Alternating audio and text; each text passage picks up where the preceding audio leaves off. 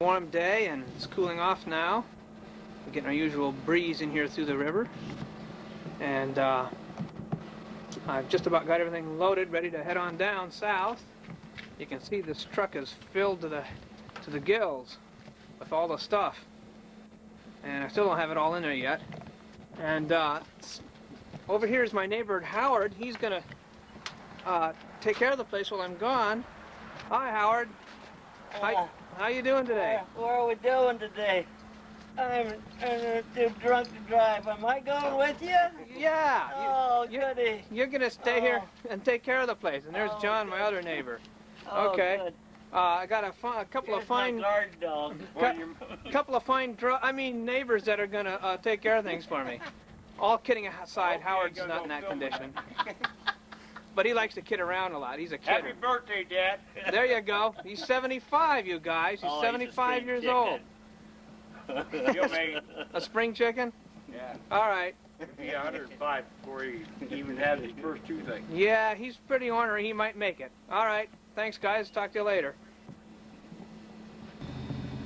Well, everything is loaded, and I'm heading out. First stop, Joel's place.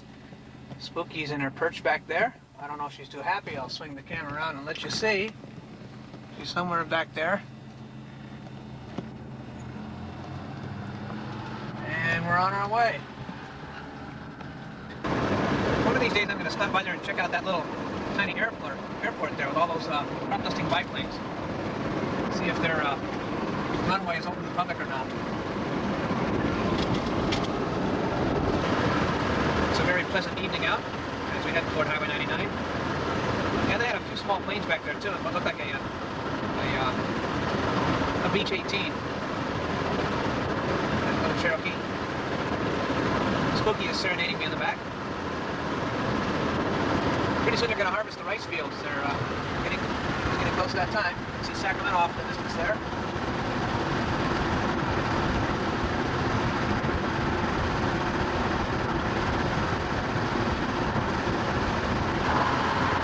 Well, we're on Highway 80, or Interstate 80. Not quite to Davis yet. And see what a nice sunset we have here.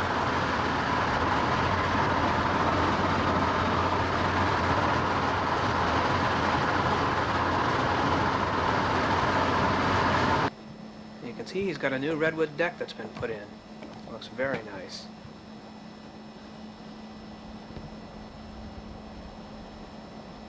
I think that might have been a something that the what do you call it? There's a name for the association. The condominium association did it as a group thing. Spooky did all right out here. She was quiet till she heard my voice. Poor thing. Not used to spending the night alone. Hi, sweetie. How are you, little buddy? What? Oh, look at Spooky Cat. And I left her here because I knew she would have howled all night in Joel's bathroom, and that's not fair to keep him up. And it's nice and cool. It's about 60 degrees, so I know she wasn't too hot. If anything, she might have been a little on the cool side. We'll talk in just a minute, sweetie. I was a little concerned that Spooky might claw up the screens. There's a screen on that window right there. But she didn't know it was a window, so I guess it's okay. Joel sold his GMC and bought a new Ford. I guess you'd call that a Explorer. It's a four-wheel drive vehicle. It's a 92. And it rides real nice, just like my new car. Of course, he's still got the Corvette. Somebody hit the Corvette, so they had to put the new rear end on it, which actually increased the value of the car. And that was in his favor. Anyway, you can see it's a convertible. I think you can see in this light. That's that. We're on our way shortly. This sure is beautiful out here. I'd like to live here someday. It's just, the temperature's always so nice. And you have like little bits of fog like that roll through. And it's just very pleasant out here. Very peaceful. Joel's been expanding his computer work. He's got a lot more computers now. Well, after a nice breakfast, we're ready to roll. I had to reorganize the back because Spooky got cat sand everywhere. Didn't you, little buddy? Nothing to say? But we're ready now, I think. Oh, here she comes. Okay, sweetie, you'll be all right. Well, after a great deal of fiddle-fooling around and reorganizing and trying to get Spooky's cat sand out of virtually everything back there, I'm now officially ready to roll at 12:02, away from Joel's place. I intend to go down the coast and get the part of the redwood area that I didn't get the last time coming up here from LA in the Z last February. Okay? Onward and upward. We'll go over the Golden Gate and into the city and then down US 1. This is always so impressive. I know I've got lots of video of the bridge and everything.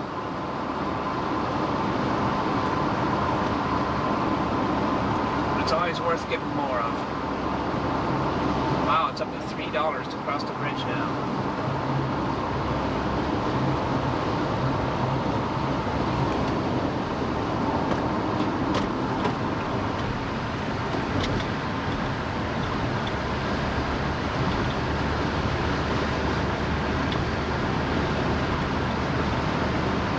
That looks really mystical in the fog.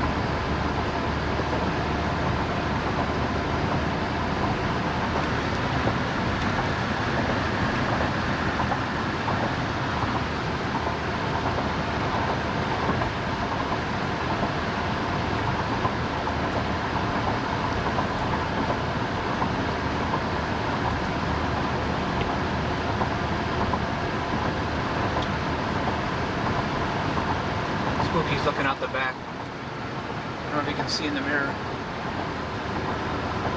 She's kind of cute. She likes to sit back there and look at everything.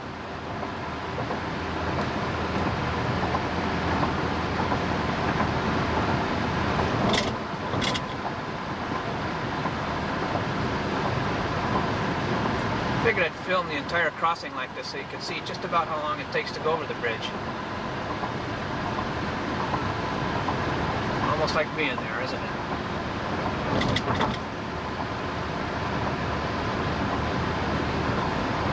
Coming into a very foggy San Francisco.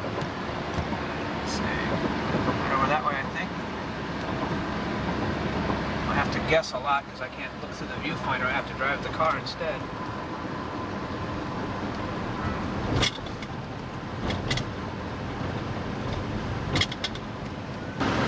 This is an area of US 1. I'm technically still in San Francisco. Look how close those buildings are there. We're on Highway 1 south, just past Daly City. And you can see how nice this looks in the fog.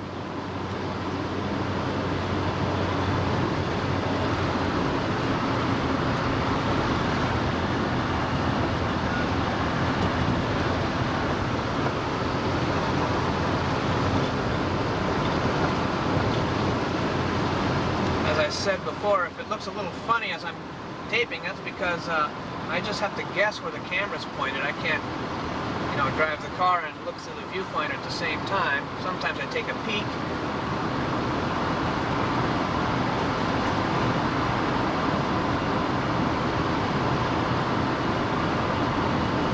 I guess that's Pacifica down there.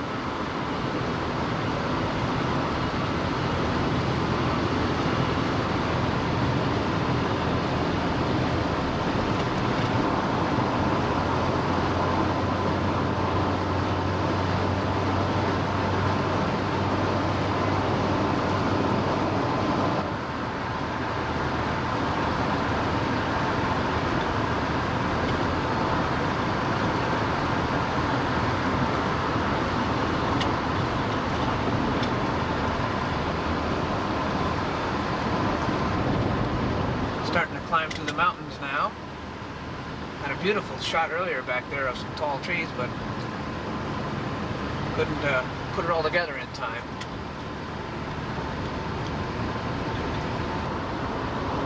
That's spectacular. I hope the camera came on in time to where you can see that.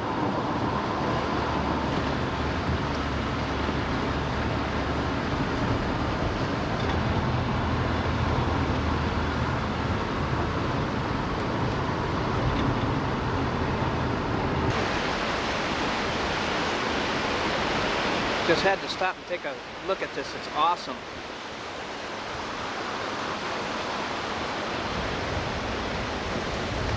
Look at the sheer drop here.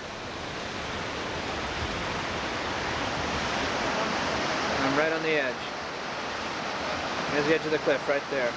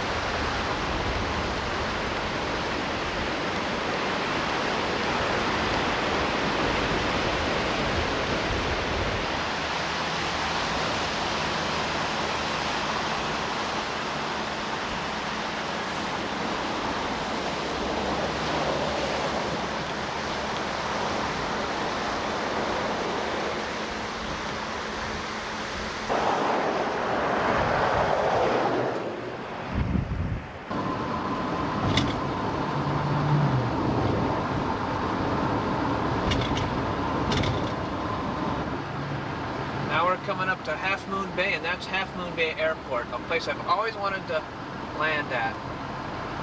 And of course, you just about have to have an instrument rating to get in and out of here, and you can, as you can tell by the fog.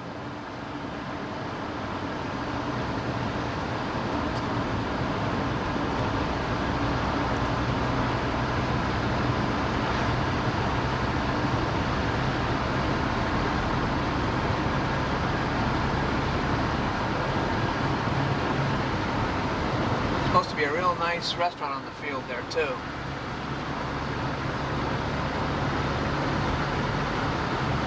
You can see the fog just lingering, waiting for some unsuspecting VFR pilot that thinks he'll be able to get in here and get out again.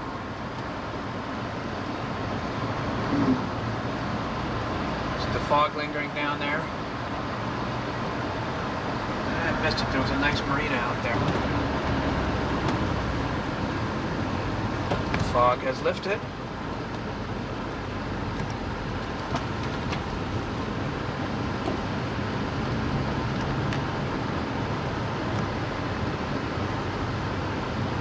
Boy, there's actually people out in that water.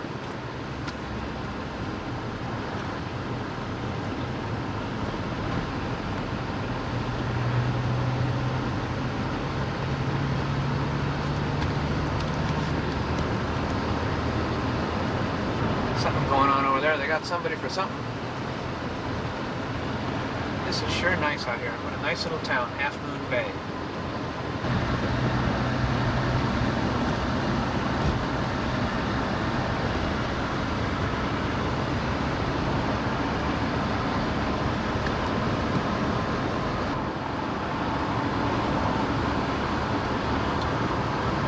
Getting a little foggy again as we motor along here.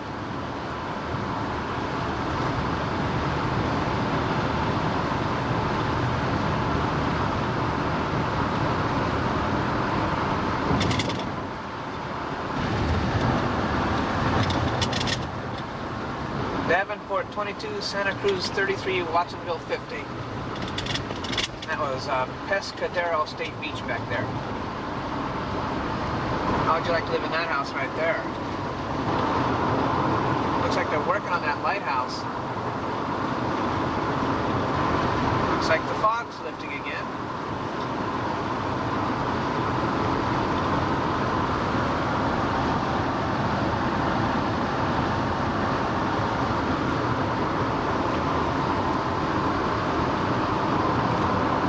Here comes a little plane. Don't know where he's going to set that thing down at, but maybe he's just, where'd it go? There it is. Maybe he's just cruising the area.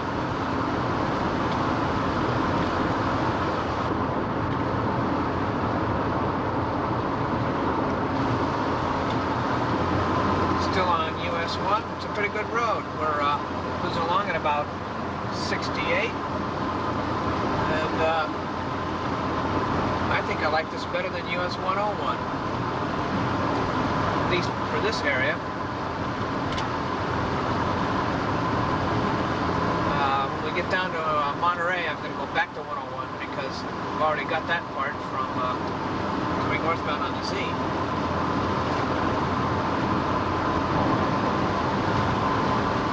See, there's some pretty tall trees along here. We're getting close to the Redwood area. Santa Cruz County line.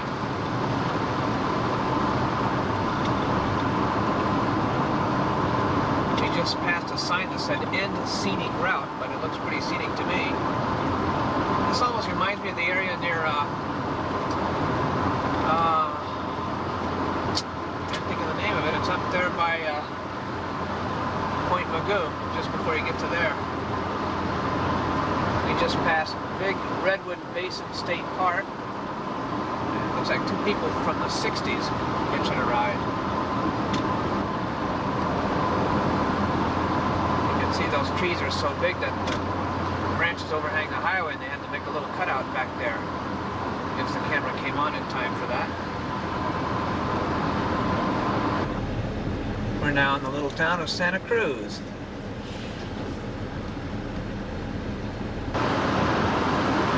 Well, I'm back on the road again after about a half-hour lunch break at Burger King back there. Watsonville 12, Castroville 25, Monterey 40. I need a little biplane up there.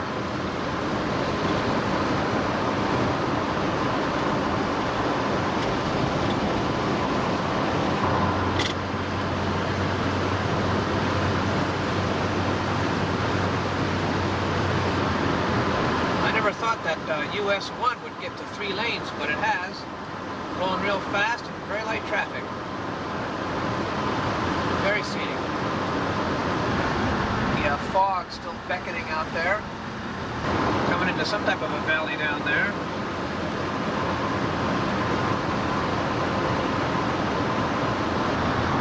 Now you can see the fog starting to roll in now.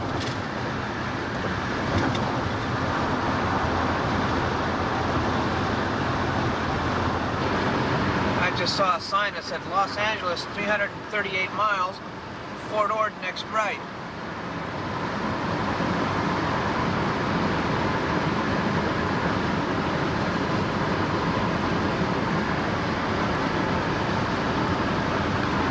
Seaside, city limits.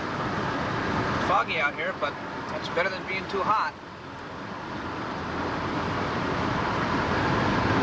Now this is called Sand City. Nice beach there.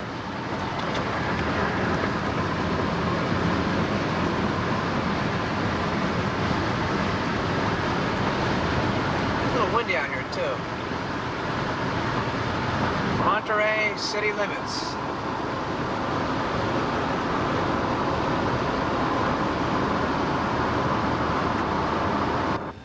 Well, I'm headed back north on US 1 because I don't want to go that horrible windy route like I went last time in the Z with this computer in the back. And yet, for some reason in traffic, I'm in the most gargantuan awesome traffic jam imaginable on this 2-lane road. See how it's all blocked way up there, barely moving in the center of your screen? And it goes for miles, and I mean miles. It makes anything in LA look like nothing. So it's a lucky thing I'm a day early. I might be a whole day on this road. It's awesome. I remember passing it on the way up here. I could turn around again, I guess, and hit the 74 miles the guy from the Forest Service said of us till you get to Morro Bay. But I don't think all those miles are that bad. I have to think about all this. We are moving about, well, let's see, from here to that signal, which is only the length of a football field, in about 5, maybe 10 minutes. That's a long time just to sit. So I might turn around and have to go the other way. Good news, we're moving. Almost, not quite 2 miles per hour. But we're moving, and that's better than not moving. I remember passing a lot of these guys too. I had a horrible thought that the good old highway engineers decided not to put the US 101 sign where it should have been, and sure enough I missed it, so I don't know who to blame it on. Sometimes I wonder if the government wants us to waste immense amounts of gasoline. They've done a great gas trap here, boy. This is an excellent one. Well, I'm on what I hope is a shortcut. It said eastbound 68, and that should take me to 101. Coming up to some more traffic here. But it's a lot better than what was back there. That finally thinned out, and then I managed to get over here. Well, as to where I am is anybody's guess. We just got into Salinas. You can see they grow stuff out here. We came all the way out from out there. What a mega error this was. Because the freeway people decided to omit the sign. You see, going northbound, there's a nice sign that tells you where 101 is. But they didn't put that up this time. So southbound people wind up in that awesome, agonizing mess back there. And then you have to guess. That's the best I can say. You have to guess. So we're heading out of Salinas to who knows where. But I'm about to write a letter to the people that run this situation and tell them I'll pay to put the sign up that says US 101 to save citizens thousands of dollars of gasoline per year. And God knows how many countless hours of trying to figure out where you are. And imagine the immense amount of gallons that would be saved by one sign. Well, after fooling around, I think I've found it. Of course, I'm in another traffic jam line just to try and get up to where it might be, if that's it. So, I learned a lesson. This will be the last time I go down US 1. It was interesting, it was worth it, and if our society was a little better in engineering and planning, I'd do it again. Well, we did it. We're on southbound 101. And I just saw a sign, LA, 320 some odd miles, so it's just as though I'd only gone about an hour and a half out of Sacramento had I gone straight down. But still, this is much more scenic and a lot better than going down 5 or 99. And I guess now I can say I've seen it all. On Highway 1 anyway, between the Z trip and this trip. This would be much better, of course, if they get their act together on the signs. Well, we're near a Atascadero, and as you can see, there's a fire that's broken out over there. There's even a little one of those forestry airplanes fighting it.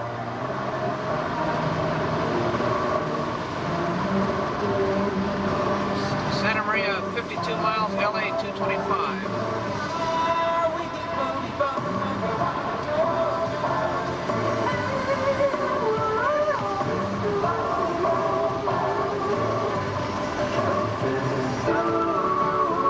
Getting into some beautiful areas again here. A minute before 7. It's a very pleasant ride.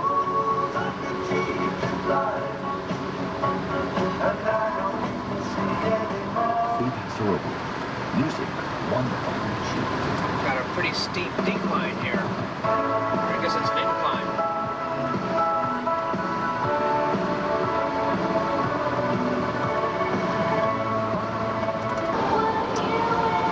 I guess we're heading down into the fog again.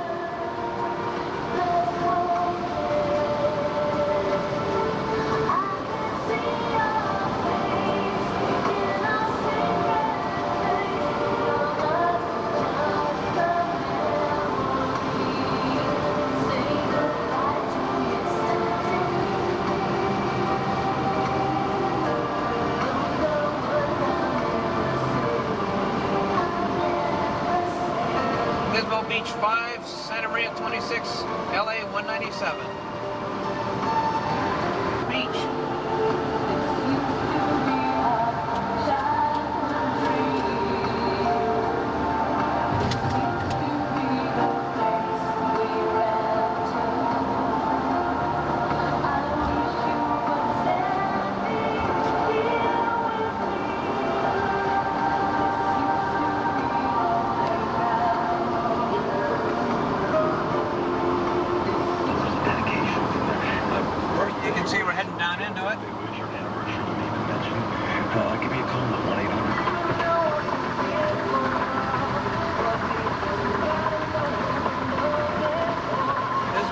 That away.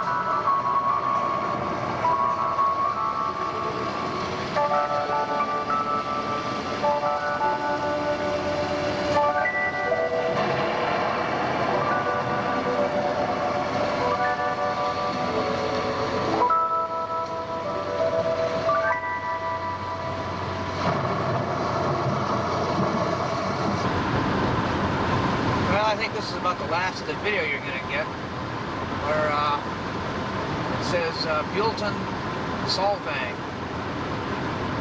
I believe it does back there. The night out in the truck, and you can see her sleeping there, or sitting there, next to Pam's ceramic cats. Isn't that cute? Spooky's pretty versatile. We just brought her in here, and she got used to Norma Jean real easy, with no problem at all. Oh, time to move now that you're taking video of me. So I brought her cat box in and her food over there, and she's doing pretty good. And Norma Jean likes her too. Hi, Norma Jean. They just sniffed noses and decided that each other was okay. Hi, Norma Jean.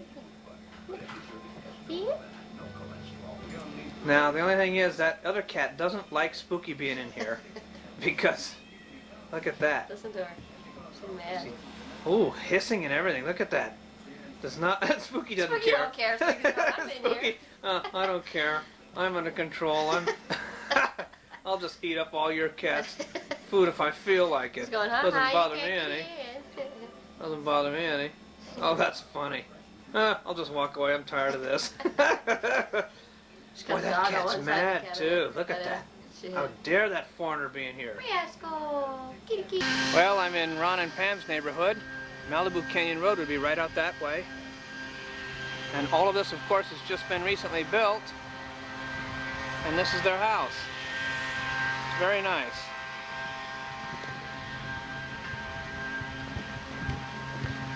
And look at the silly license plate. I had gas. Doesn't that sound typical of Ron? Anyway, I'll show you the inside. Assuming the battery lasts, we only have a little bit left and the other battery's down. Here's the entranceway.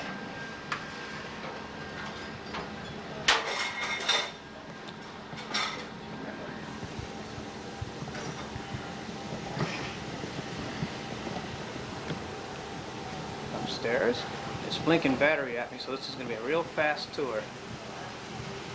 There's a bathroom in there. Living room here. Not fair, 'cause my house is messy. It's not fair, I know. Sorry. It's a fast tour because the battery's going down. Usually I pan a lot slower than this. Here, there's better. Here, to get you Yeah, here. gonna have to be. And there's Spooky eating up your cat's food. And kitchen in here. And dining room in here.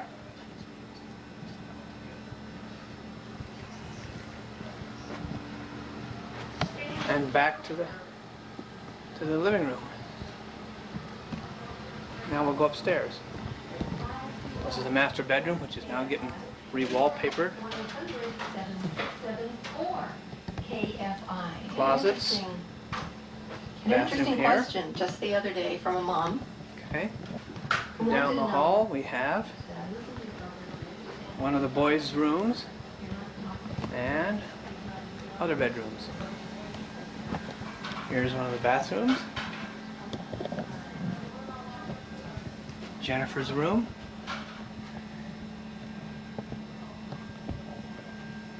And the other boys' rooms.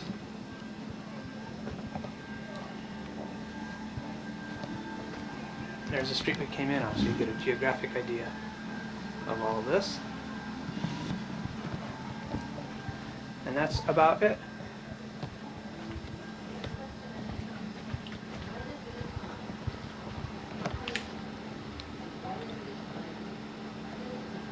It's a very nice house.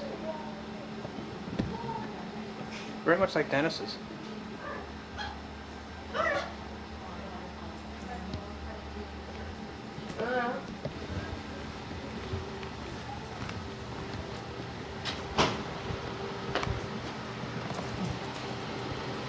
Oh, the backyard. That's a lazy way to drink. Just lay down next to the bowl.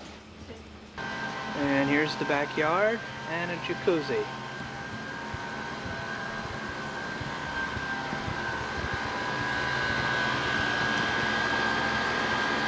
And that's about it.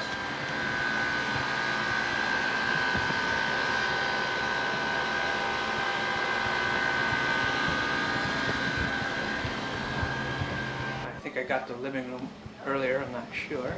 May not have gotten this angle though. Very nice house.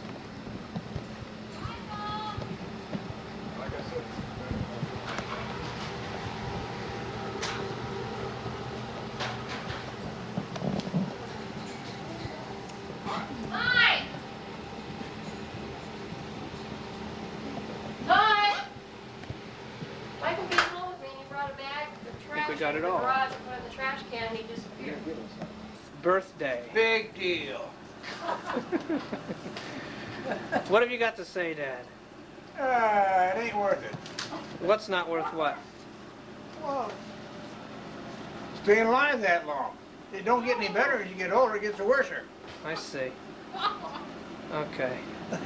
And we have had a nice meal here. We had a great meal, and there's Chef Perry dishing up the pie. What have you got to say for yourself? I ain't dishing it up, I'm eating it up. That looks good.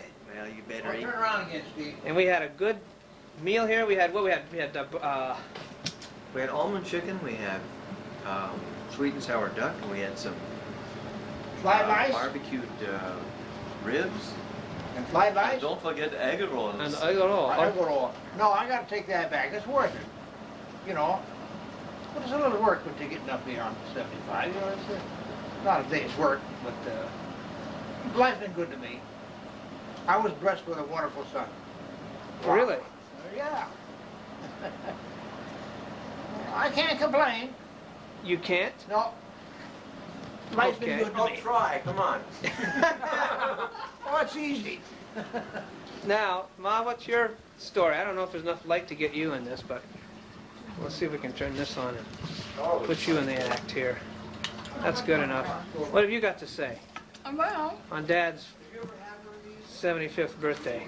well, he said that, I said to him this morning, well, gee whiz, I said, you're 75 years old, that's really marvelous. Oh, hey, Bertha!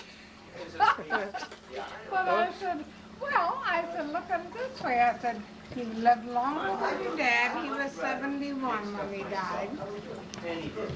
And you lived longer than your sister Lorna. She was 72. And then you lived longer than your best friend Wesley. He was 70. And then there's Rudy and Cara. They were in their early 70s. So, I mean, you beat them all. And then there's You Berna, beat 'em. his other sister, who might still be alive somewhere, Well, we don't she know. might still be alive, but she has Alzheimer's, so she's Mentally gone, almost yeah. 80, yeah. But anyway, I mean, that's my version Okay. of the whole thing. We had a real nice dinner. Steve came down, Perry, Ate all your pie, look at that. yeah, I ate all my pie. I thought I did real well. And, anyway, we're looking forward to having a nice visit with Steve. When the weather cools off a little bit, why he's going to be able to do some yard work. But right now, it's too hot. Okay, we better go back in there and get some of this other conversation here. Oh, look at the present fairy dad. I didn't have time to wrap mine. I like just making something up that I just put together and put in the oven. You know, I put something together really great the other day. I put some chicken and a couple of tomatoes and little potatoes and some little pearl onions. And I put some chicken stock in there and some tomato sauce and put it in the oven for an hour or two, and it was fantastic. Yeah. You know? And that takes time to do though. And then you gotta clean up everything. Yeah, that's the worst part. Yeah, I could go for that. So what did you want I now? wanted to take my cat right there. Get the cat? Okay.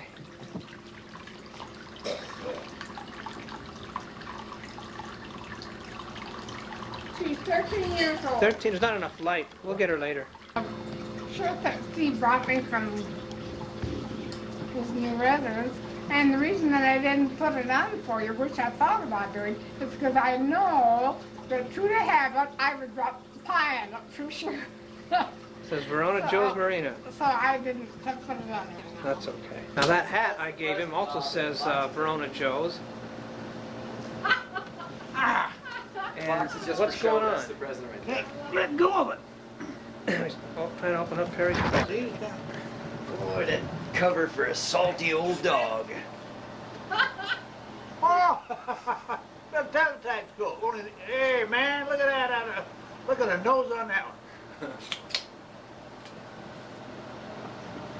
And the box, I love that for when you said the box is empty, that's the present. I think the box is just empty. Slide that on. Oh, this is a world map. Oh, Tara over there. I read Greek real well. Very clever. Right. Yeah, I liked it. I'm gonna save that. Boy, it's got some sticky stuff on it too. Beautiful paper, I love it. Yeah, I like that. Yeah. I'd like to get some wallpaper like that. Oh, or I something, would you too, know? I Isn't would that great? too. This has been copied from wallpaper, I think. I think it is beautiful. Boy, I like to have wallpaper like that, yeah. I can't see a result of that there. Well, now we got them both pulling at either ends of it. I know what the problem is, it's secret down right there. They really wanted this to stay together, didn't they? Maybe Perry is just to play the game, I They- guess. Maybe it's supposed to take a year to open. Show. It's just for show. It's not supposed to be open. It's- Like I said, the telescope was No, a it- present. It takes it takes a year to open, so that on his next birthday, work out a little bit of each night, right? All right, now, there's got to be a seam down here somewhere. What do you know, seamless paper. Maybe. We'll tune in a few minutes here, folks, instead of wasting all this tape. Okay, we got both of them at it again. Ah, look. No, This is one's got funny. to pull on the paper. This is funny. They were both pulling on the paper and neither pulling on the box, or what? Both pulling on the box, is that what it was? Now, I've got it, see? There you got it. Both of you pulling on the box. Can't figure out why it won't go anywhere. That's funny. The box was inside. Oh, look, paper. It's wrapping paper. Oh, damn. Got a big son of a beach towel. That feels great. That feels like a nice towel. Oh, that's a blanket. Now you can never accuse me of taking your towel. She'll take it.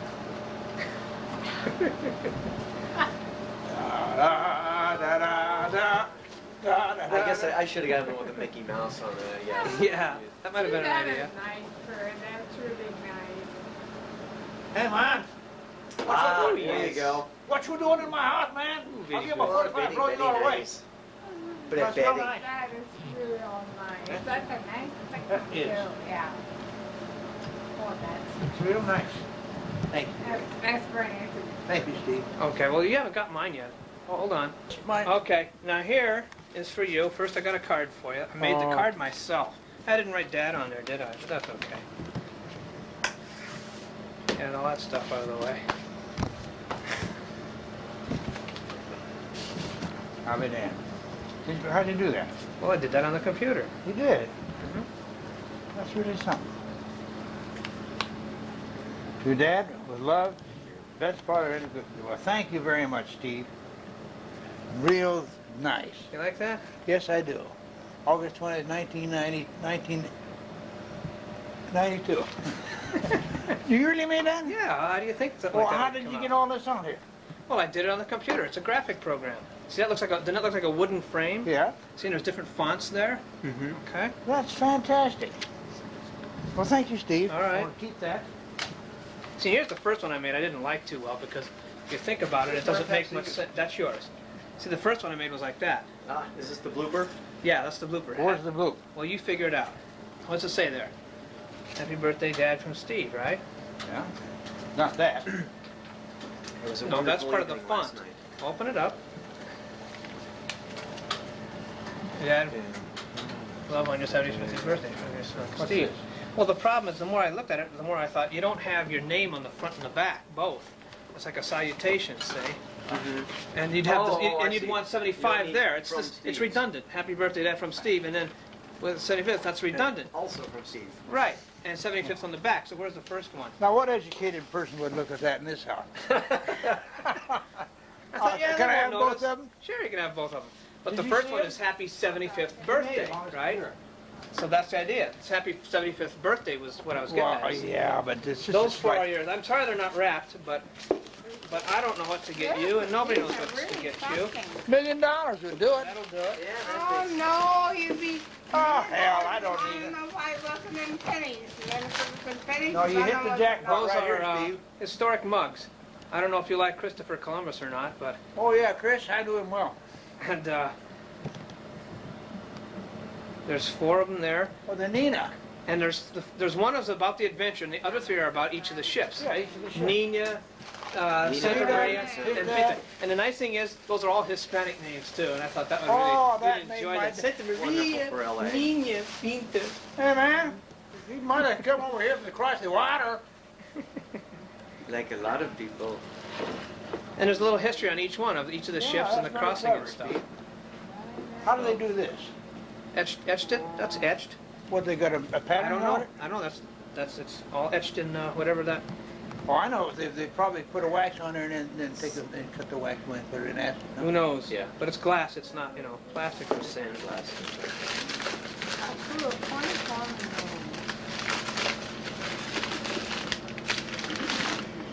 What's this one? Oh, that is something. 70 feet long. Oh, is this Peter? So this is let's see, October 12th. It'll be 500 years, right? 1492 to 1992. Well, it's not much of a gift, but I used to know some good old stories about 1492. Columbus sailed the ocean blue. He hit a rock.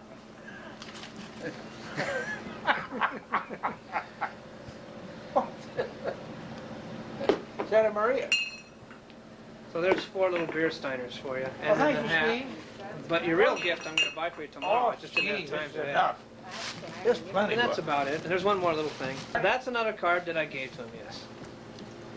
What does it say? Well, Thorny, what is it that is 75 years old, can't do without and never get enough of, and as soon as they get a little more, get a little want more? No, silly, sleep. You're such a great dad that you deserve 2 cards, and here's hoping you have the finest birthday of all. Love, son, Steve. Thank you, Steve. Okay. That's very nice. Very Like original. that? Let me see this one, because the graphics are really nice on this. I'll do a little close up on it if we can. The old macro lens here. It's got a bed there, a person in bed, and then it says, Thorny, what is it that 75-year-olds can't do without, never get enough of, and as soon as they get a little, want more? And the implication with the person in bed, of course. And then, no, silly, sleep. So, That's real good. I thought that you'd get a kick out of that. Did you make, no, you Oh, bought- no, I'm not up to that. That was at Hallmark. You can go to Hallmark and have those made. Yeah. Right to the beach. I'm going to give you a little panorama of everything, but the wind's kind of heavy, so you won't hear any audio.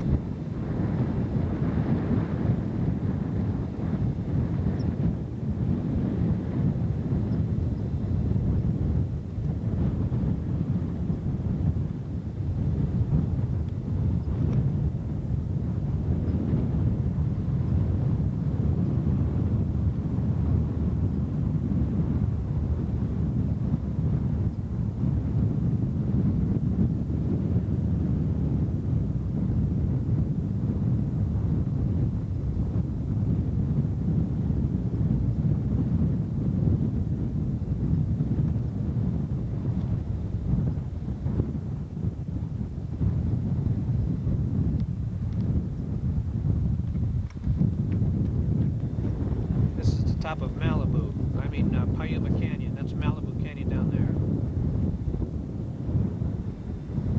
Malibu Canyon Road. Really? Awful hazy, too.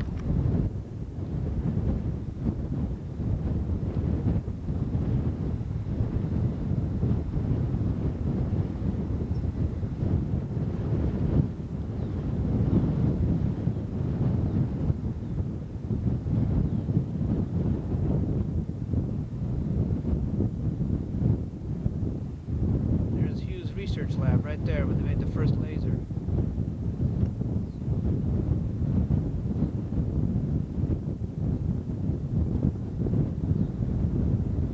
Malibu Beach.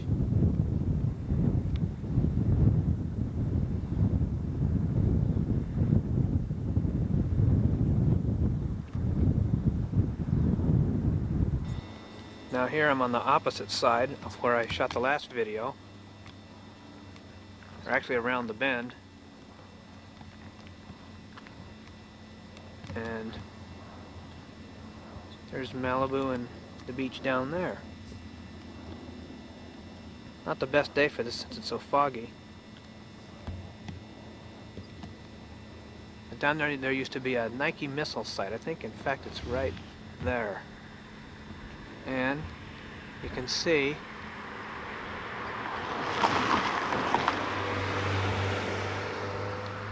a foggy Santa Monica there, right there. And then of course goes down to LA. Maybe we can come back here on a better day. How would you like to live there?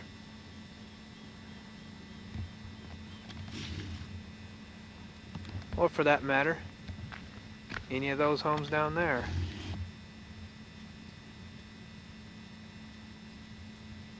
But it's very cool down there most of the time. And a nice view of sunsets too. Coming into the downtown area, and had a good time at Dick's place last night. Horrible ride down here. It was first and second gear through most of LA, and it took from 10:30 till 3. So it wasn't a fun drive. But anyway, we're down here.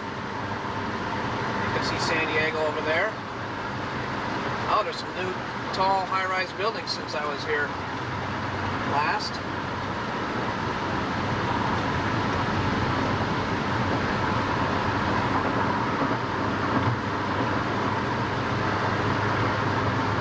I used to always get a kick out of the fact that the airport approach is so close to the freeway. If we're lucky, maybe an airliner will come in this way. They're really close.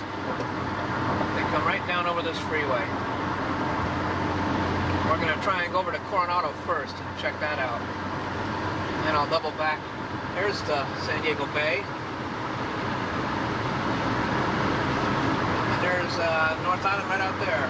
You can't see the doorpost is in the way.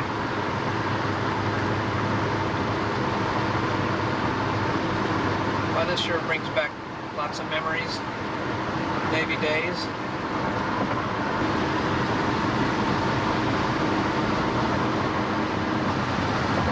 And we're going over the Coronado Bridge now.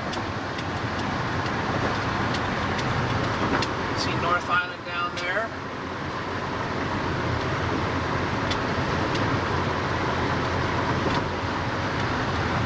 Second Street Naval Station down there.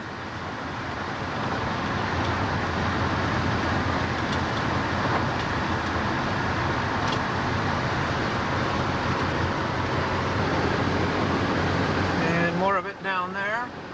There's the Silver Strand Highway, beautiful day.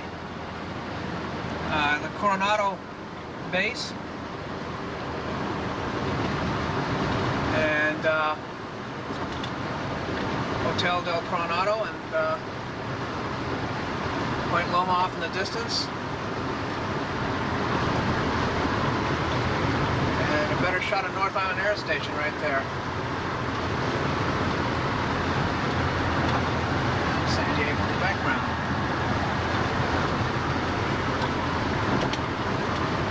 Oh, I've sure got a lot of good memories down here.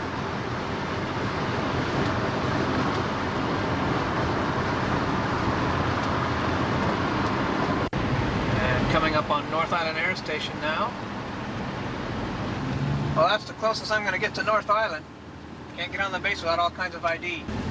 This is the beach right near the end of North Island Air Station. And if you saw Top Gun, that house that was used in that picture is right over there. Nice area. There's the Hotel del Coronado. Right there.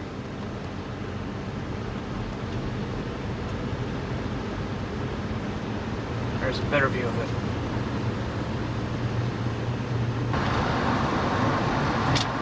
That's where they train SEALs right out there. Navy SEALs, all that obstacle course stuff. Because we're right near the amphib base. And we're going down the Silver Strand Highway. And on the other side you can see 32nd Street Naval Base. All around in there.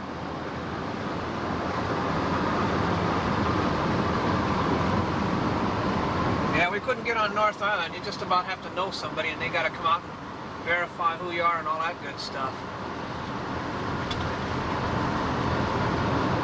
Now this is the other direction, and there you can see the Coronado Bridge and more of San Diego. There's an airliner going into Lindbergh Field, I think, right there.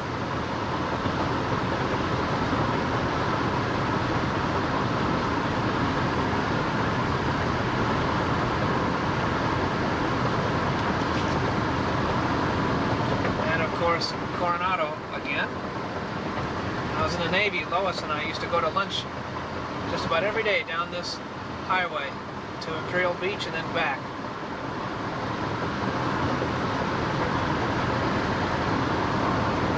Yeah, I've got a lot of good memories here. There's part of the amphibious base right there.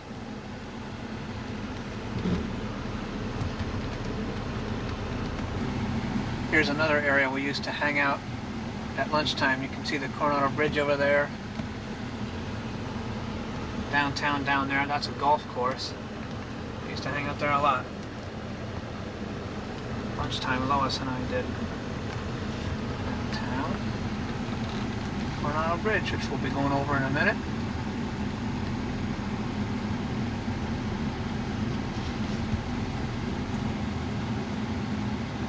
This is still North Island, looking at San Diego.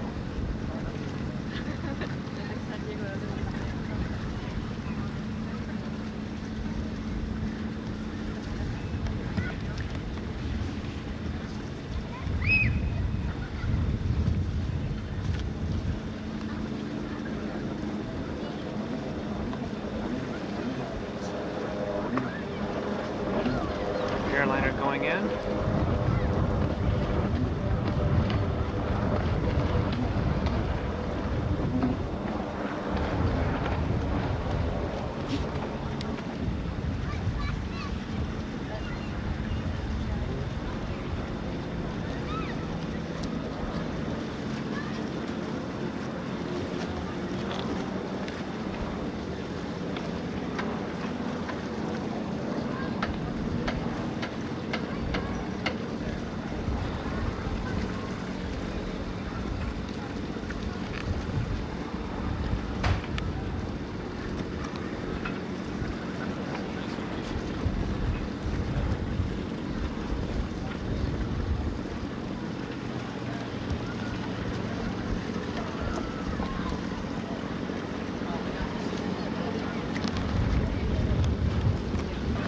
Continuing the pan here, there's the Coronado Bridge.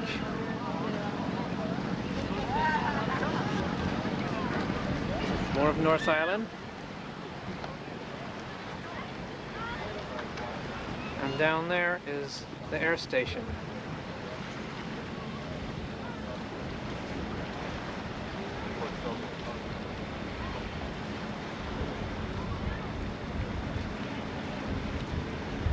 That tower is right where the old chow hall used to be.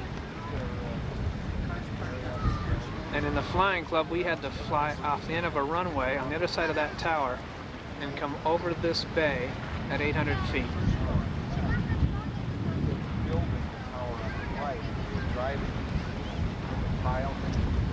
All day long.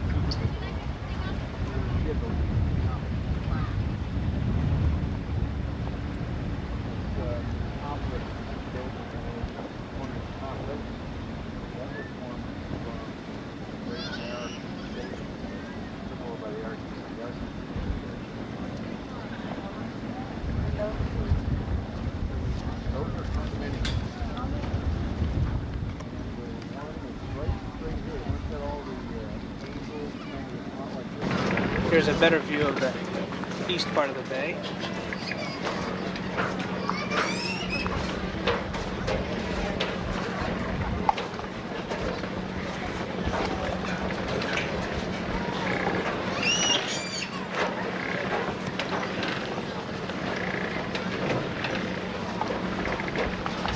And down there is 32nd Street Naval Station right down there.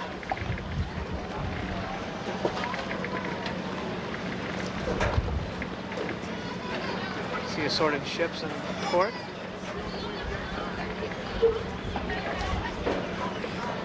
Beyond all those masts, see all those cruisers and destroyers.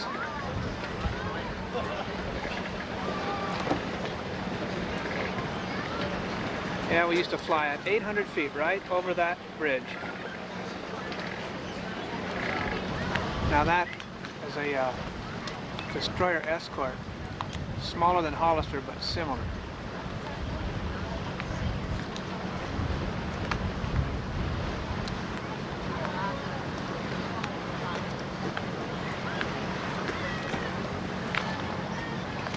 Here's all the assorted birds and things that hang out in San Diego Bay.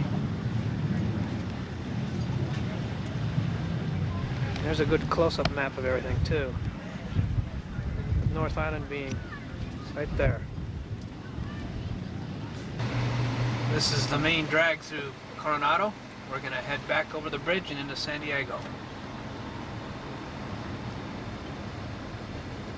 Going over the Coronado Bridge again. You can see the amphib base down there. A little better this time. I think you can see it. All kinds of landing craft down there. That's what Dad drove.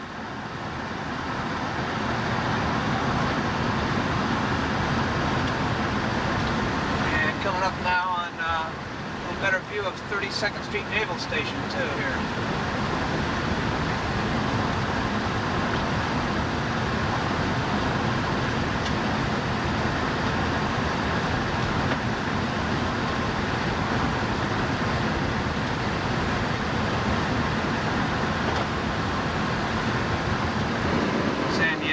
Side. There's the best view right there of the naval base.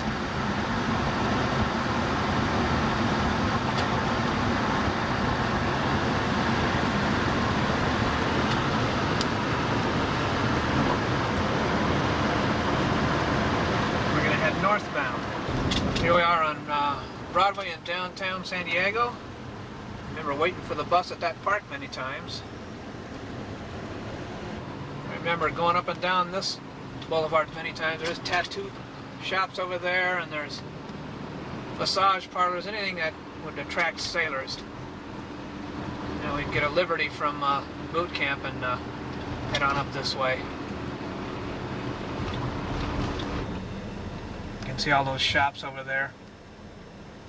Tattoo parlors, everything. And of course, streetwalkers, hookers, and the such. Right away, we used to shoot pool all the time at a place called Jack Lamont's Billiard Tavern, right in there. But apparently, now it's called the Hard Times Billiard Tavern, and it's apparently closed because of hard times. It was a real plush place, really nice.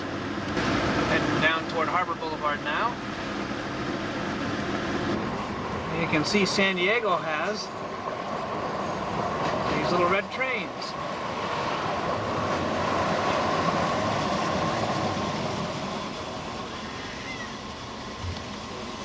Where the little trains stop, and there's the train station down there. And we're just about to where Broadway meets Harbor. There's the Star of India.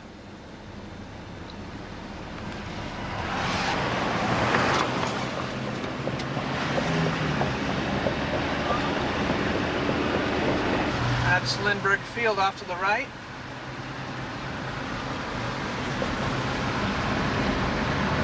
There's a bunch of new recruits. That's boot camp right there. That's the primary side. There's more of them marching along.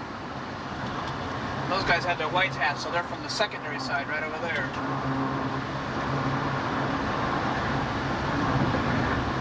Naval Training Center. There's the TDE-1, that phony ship that they train everybody on.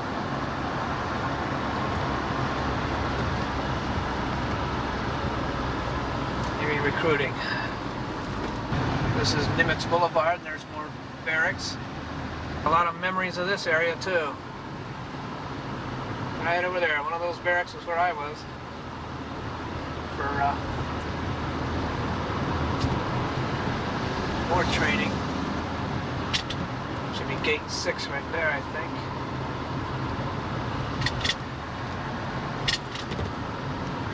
More of the newer barracks.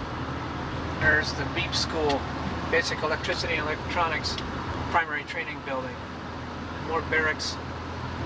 Mine was right down there, as I recall. Right down one of those. Many years ago. Naval Training Center, Gate 3. Remember that well.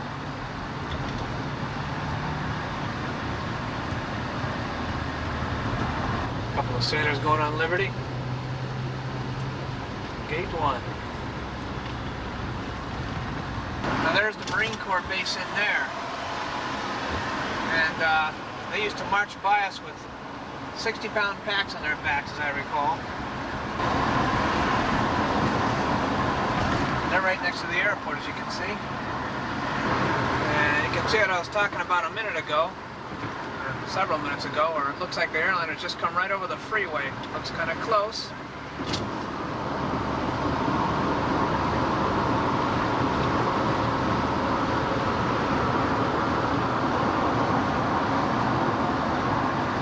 That's about it. North Island in the background. San Diego Bay. And downtown. This is the area near Balboa Park where we used to hang around. Now this is going to be an interesting shot. There's San Diego down there. Or actually not the harbor area. I'll show you just how close these airliners come to these houses. We're right here on a street, and you won't believe this.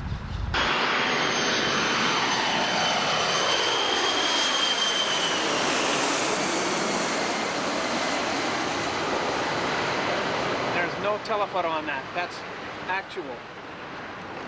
Isn't that something? Now we're in Ocean Beach, which is a little community right along the coast just north of San Diego. SeaWorld would be off to the right. Didn't get any of it because it was in the setting sun. Cute little town. Kind of like, oh, I guess like Sausalito. This is Ocean Beach, and it used to be a popular hangout when I was stationed here. And I guess we didn't get much of the sunset because of the fog out there.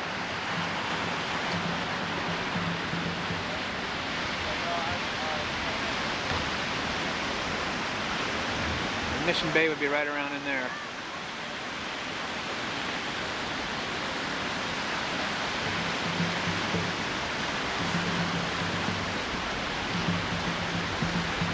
And that might be Point Loma, I'm not sure.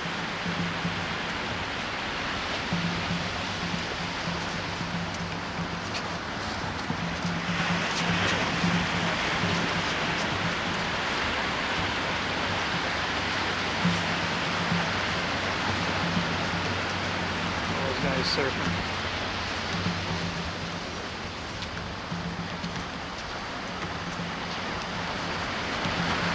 We're going to go out to the end now.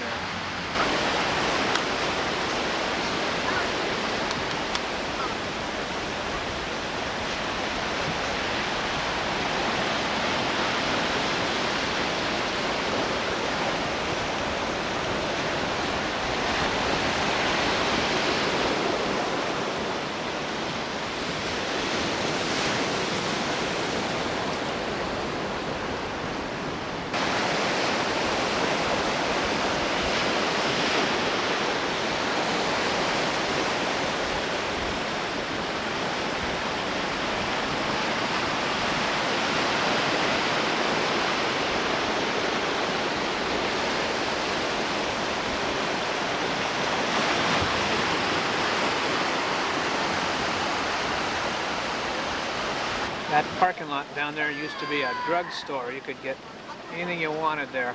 All the hippies used to hang out there.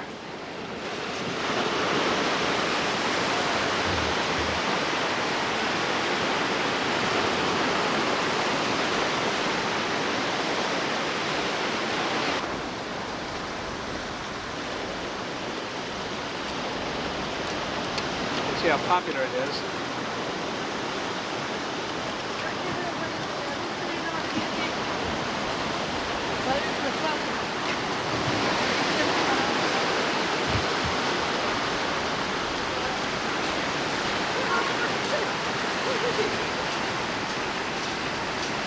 Now that over there is Belmont Park. It's an amusement park we used to go to all the time. That's the roller coaster in the center of the frame. That's Point Loma over there, actually. Kind of an exclusive area.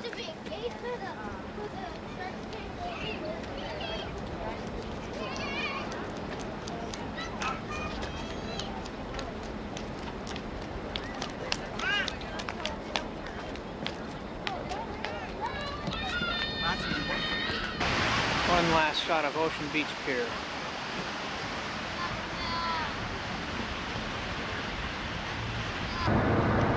Okay, this is the next day and we're rolling along here, Dick and Charlene, on our way to the Wild Animal Park, and you couldn't ask for a better day.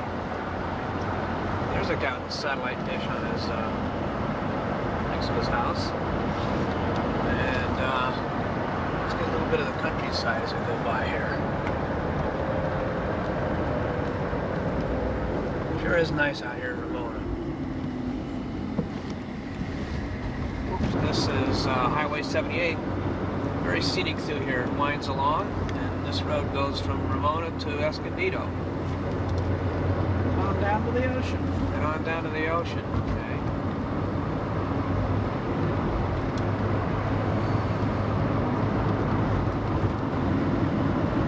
Down the hill into the canyon we go.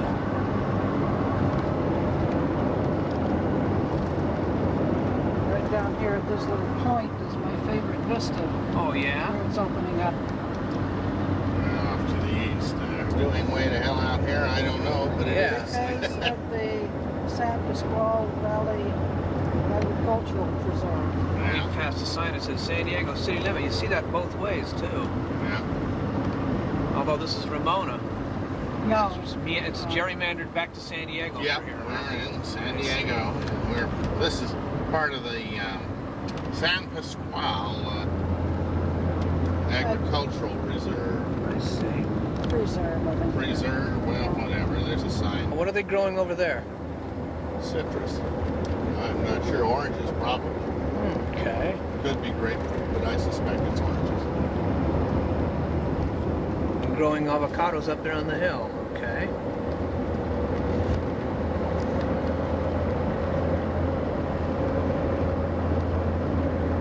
Okay, a lot of people are going in here.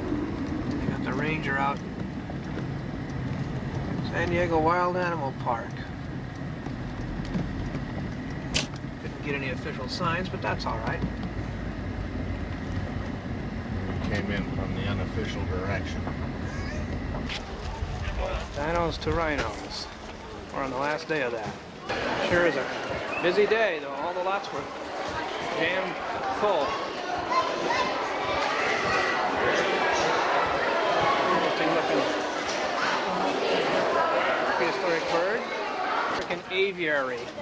Okay.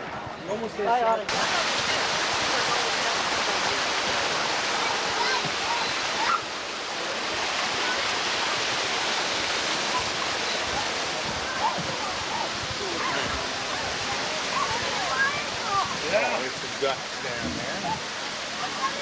Bird over there. Yeah, and one in the tree. Some ducks down there, yeah. Big nest. Huge nest in that tree. Jesus Christ. Where? That's a nest? Yeah. Wow. Something probably. It's not a horn. Some kind of a stork, huh? Yeah, they're kind of a... Something like that. Oh, that says thorn tree. I thought it said thorny. Okay.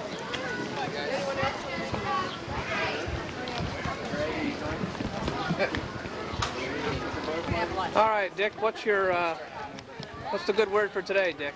I think the good word for today is ride the monorail. Okay. You got your African hat. There's Charlene. The only thing missing is the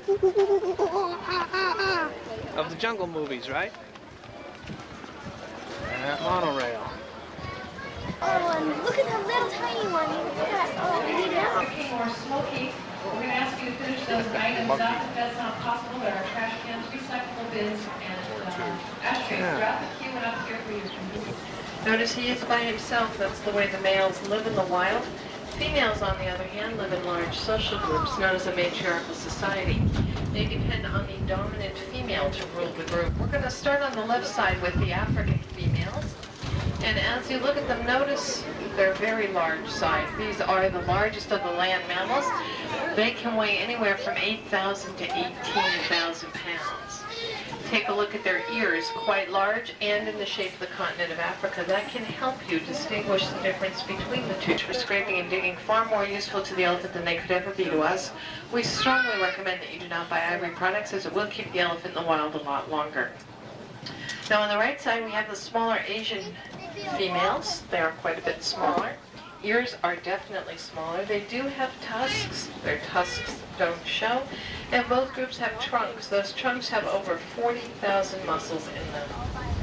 We have 2 elephant feedings daily, one at noon and again at 3:15. If you'd like to participate in those feedings, they occur down below on the right side. Also down below on the right side, paved walkway, that's the Kilimanjaro in our enclosures. Bridge, part of the Kilimanjaro hiking trail. On the left side we have the Protea Garden and picnic area. Further up the hill are the conifer woods. That's where we have our dinosaurs, and today is their last day here at the park. We're approaching Cat Canyon. This is a 40-foot drop. Those of you on the left side, please be aware of your doors. We're looking for Sumatran tigers on the right side, African lions on the left side.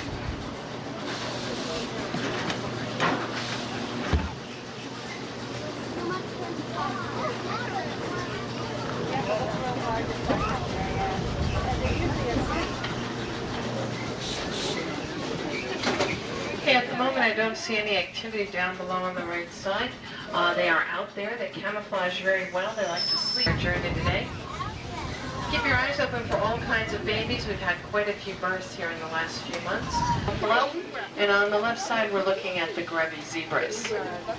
And as you look at them, you'll notice they have very narrow stripes, especially in the hindquarters. Stripes get a little bit larger in the head area. Also in the head area, 2 large ears that can independently rotate 180 degrees. That helps them hear predators coming from almost any direction. And we will have the opportunity to compare these zebras to others out in the enclosure. Keep in mind that their stripes are like our fingerprints, individual to each animal. Colored bodies, white bellies, black tails, those are Persian goiter gazelle. Called goiter gazelle because during breeding season the male gets a lump in his throat very similar to a goiter. Left side of the feeder, another gazelle. These are the largest of the wild asses. They're from the Himalayan plateau. They live at altitudes of 15,000 to 17,000 feet. They're vertical migrators, meaning they move up and down the mountain, and the reason they do that is to avoid the harshest of the climates. They're called kiang. They generally go up the mountains in the summer and come down in the winter. They are the largest of the wild cattle. They can stand 6 feet at the shoulders. Males can weigh 1,800 pounds. Females generally weigh less. To the left of them, large orange deer. Those are Bonasinga or Indian swamp deer.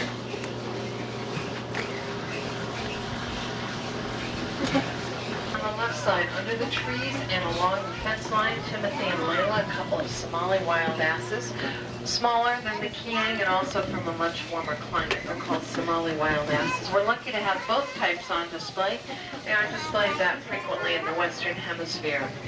The white-bodied animals with the long horns on the left side, those are Arabian oryx. And if you have the opportunity to look at their profile, you'll notice that those 2 horns blend into one, giving them the appearance of a unicorn. It is believed that this is where the legend of the unicorn originated. But they represent more than that to us here at the park. That's because when we opened in 1972, they were reported extinct in the wild. We received 6 from the Phoenix Zoo. We had 3 of our own. With those 9, we had over 200 born. And we were able to release part of that population back into their own country of Oman and the Arabian Peninsula. Today, the Bedouin tribes watch over them, report that the herd's doing very well, so we were able to realize 2 of our goals, captively breed and re-release. The Arabian oryx are a very special success story for us. On the right side, you might smell him before you see him. This is Rabha down below. This is a male Indian rhinoceros, also called a greater one-horned rhinoceros. Now, the reason he's in his own enclosure is because the other male, Masai, meaning fat one, is out in the larger enclosure.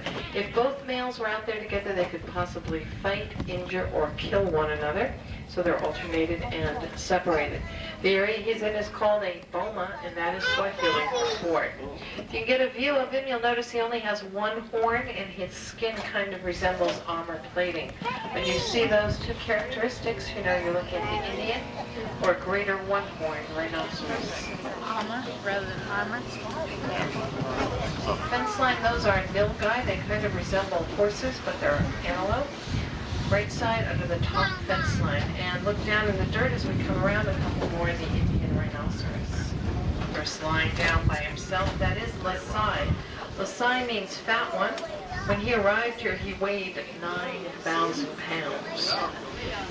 Now, if you could see the front of his horn, and that's how we identify the individual rhinos, is by the looks of their horns.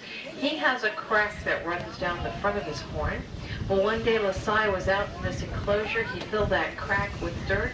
A couple days later, a daisy sprouted. If you look down at the feeder, surrounded by sand-colored animals, in fact, one of them is standing right in the feeder. These are sheep. They're called Armenian mouflon. Mouflon is French for sheep, and they're thought to be the ancestors of all domestic sheep.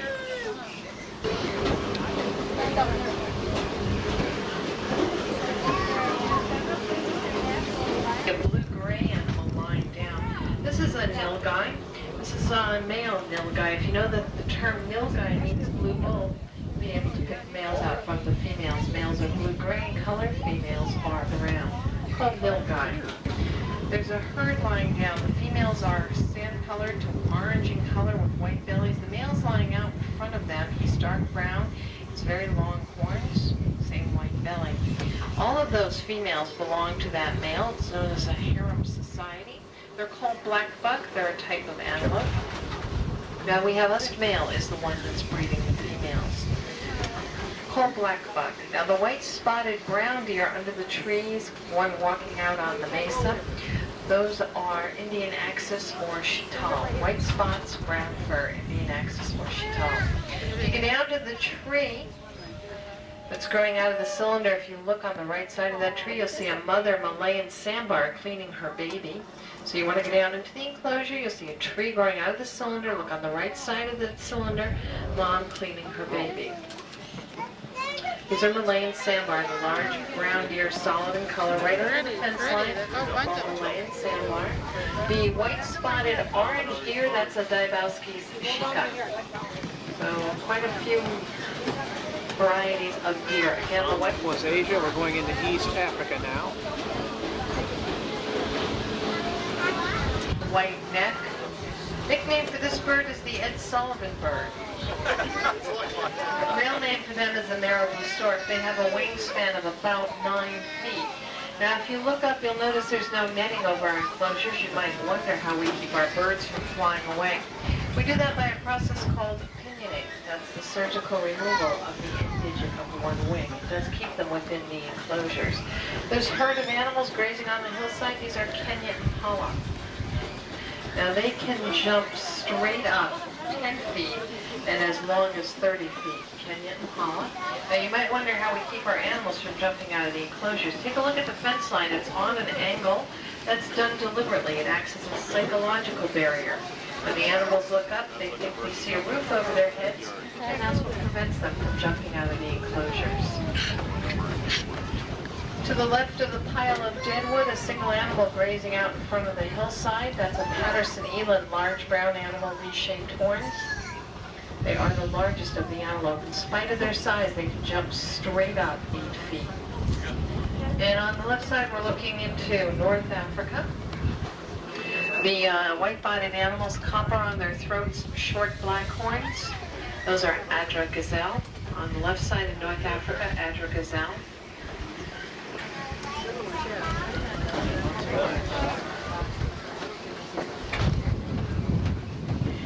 we'll see those throughout the enclosures. The animals to the left of that giraffe feed are more of the Patterson eland. And another Malibu stork up by the fence line. Top of the hill at the feeder, those are Nile Lechway.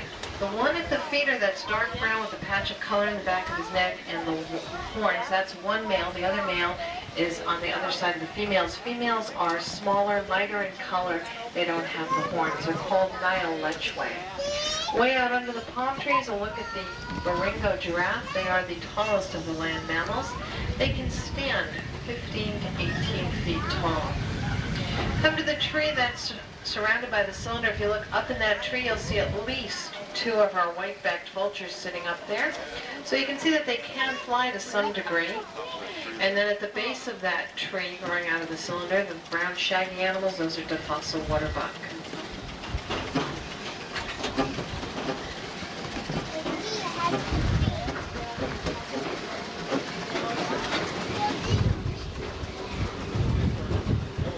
Sitting up on top of the deadwood, most of these birds do not belong to us. We affectionately refer to them as freeloaders.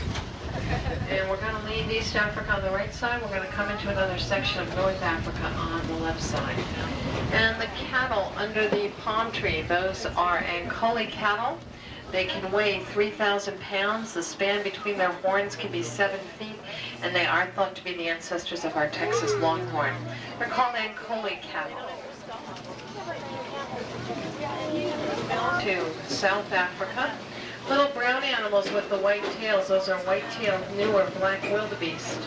They were almost hunted to extinction. They were hunted for their meat and they were hunted for their tails. The tails then became fly swatters. Fortunately, that's not done any longer. They are protected, but you won't find them out in the wild. You'll only find them in parks and preserves. Little brown animals with white tails called white-tailed gnu or black wildebeest. And on the left side, standing to the right of the tree growing out of the cylinder, that's a dromedary camel, the one-hump variety.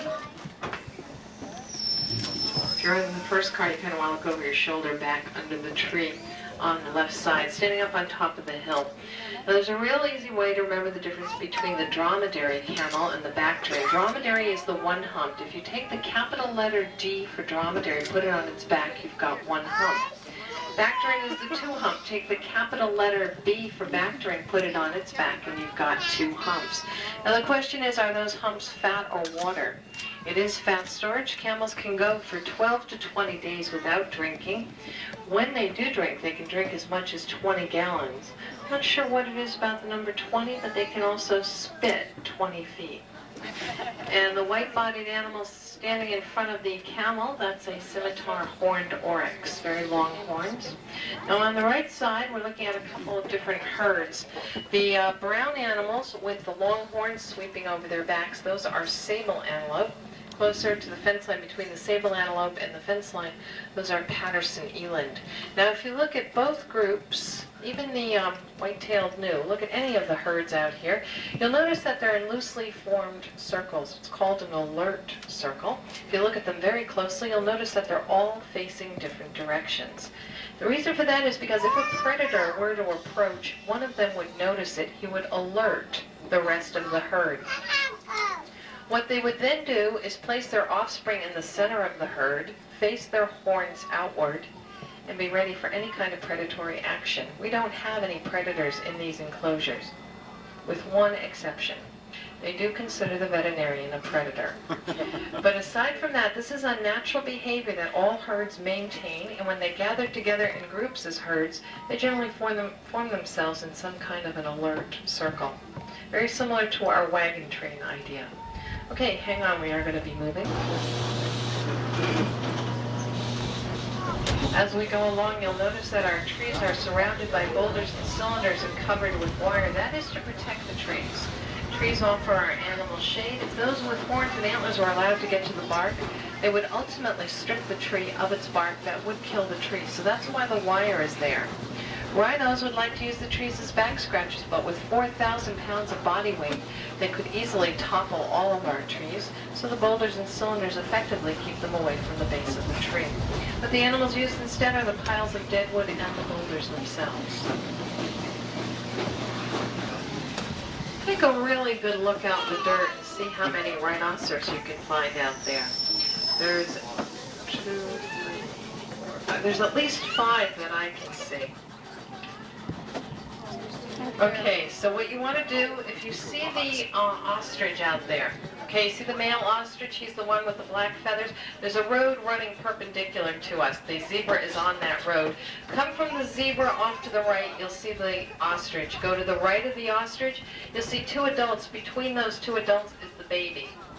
Okay, that baby is either 8 months old or 4 months old. We have 2 of them out there. I can't really tell from this distance who it is. Okay, so you've seen those 2 with the baby. Come forward to the group of trees, 7 of them growing out of the boulders. Go to the right, 1 tree, the middle tree. Cross the water, there are 2 rhinos lying down. If you see the lavender-colored animals with the long horns, look to the left of them, 2 of them lying down in the dirt. Each of these rhinos weighs 4,000 pounds apiece. They're out in broad daylight, and they're still very hard to see. In fact, if you go back to that zebra, look to the right. Between the zebra and the tree is another rhinoceros lying out there. At least 2. There's probably the baby. The other baby is out there. These are the southern white rhinos. These are the symbol of the park. That's because when we opened in 1972, we started with 20 of them. Over the years, they have given us 77. Number 77 and number 76 are out in these 90 acres with their moms. So keep your eyes open. I believe 1 baby is over there and the other one's to the right of that zebra. So, and does anybody know what a group or a herd of rhino is called besides dangerous or trouble? It's called a crash. We're looking at a crashed out crash of southern white rhinos. Okay, hang on, we are going to be moving. Coming up to a separate enclosure that houses the greater kudu. Most of them are down by the hut, on the left side of the hut, and over at the opposite fence line. Now the reason they're in their own enclosure is because they're very shy animals. When they were out with the others, they weren't eating. So the keepers decided to separate them, see how they would do. Well, they're not only eating, but they're also reproducing, and that's a very good sign. Called greater kudu, males have the horns, they're generally larger than the females. Now once we pass this little hut, number 3, you're going to see the gate to the enclosure. And if you look to the right of the gate, right in front of the tree, you'll see a bird that's black with red on its neck and face. That's a Leadbetter's ground hornbill, part of our bird collection. See a mud hole right in front of that cinder block wall holding up the fence line. On the left side of that mud hole is a deer in the water. That's a pair David's deer. Species hasn't been out in the wild since the the last 1700 years. The only reason they're around today is due to captive breeding. And they're called pear David's deer, originally found in China during the Shang Dynasty. Now, if you come out of the water, move to the left under the first tree. Those are Indian sambar, another type of deer. So pear David's deer in the water. To the left under the tree along the fence line, Indian sambar.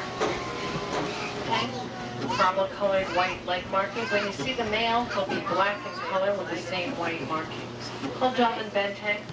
If you look way over to the other side of the enclosure in the dirt, there stands the male. Black with the white on his legs and butt.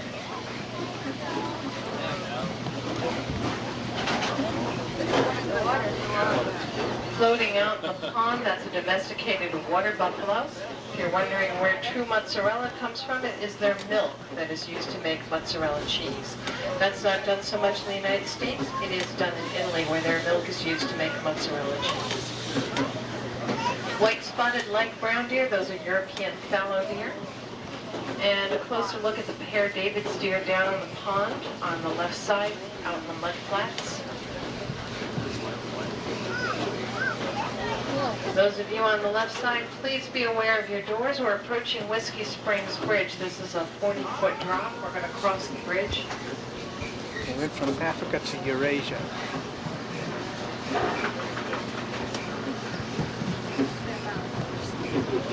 Turn the water on and off as we need it.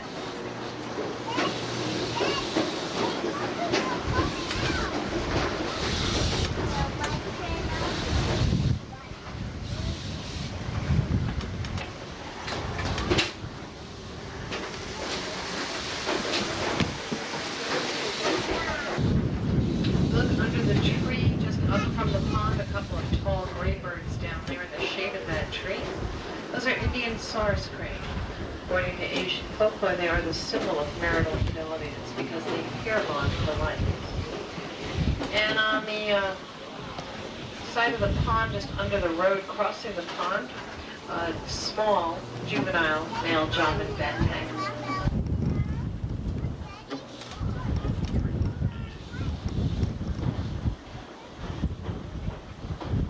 Often these goats sit in our trees. I'm looking to see if there's anybody in the tree. There isn't. In fact, one of our goats was such a good jumper that he jumped completely out of the enclosure. He was gone for 4 months.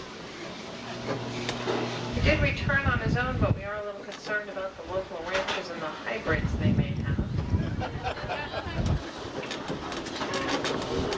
Male Javan banteng down below at the feeder. We're going to leave the Eurasian waterhole. We're going to come into South Africa on the right side.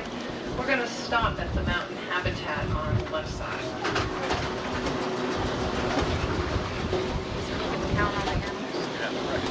We have 2 types of goats and 1 type of sheep in this enclosure. I'll try and identify them for you. You might like to try and count them, see how you would do as a keeper.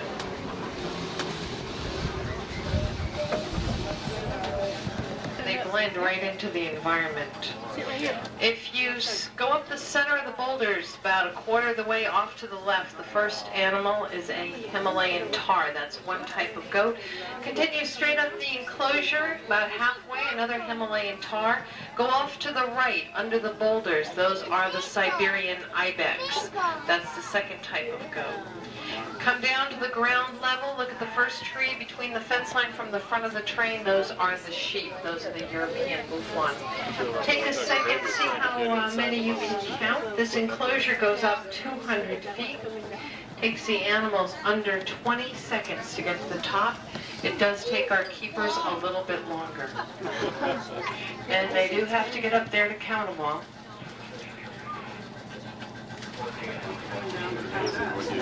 This enclosure used to be as green as the surrounding area. 4 days after the animals moved in, they ate everything right down to the ground. This is the way it's been ever since.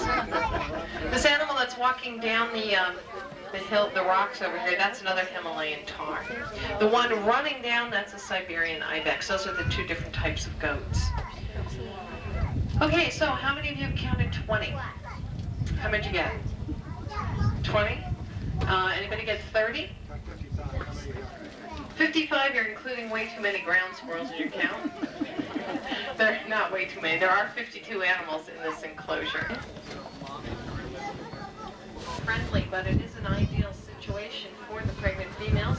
When their babies are born, they're the color of the dirt and the boulders, so they can tuck them very nicely in this area, protect them from predators and the rest of the herd. It's a natural behavior the females have maintained from the wild to give birth away from the herd.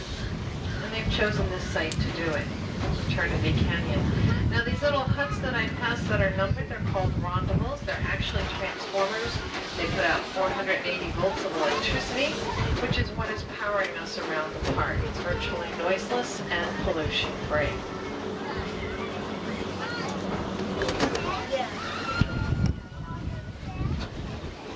With the feeder and across the road in the grass area, better look at 3 of the southern white rhinos, 1 on each side of the tree and 1 across the road in the grass.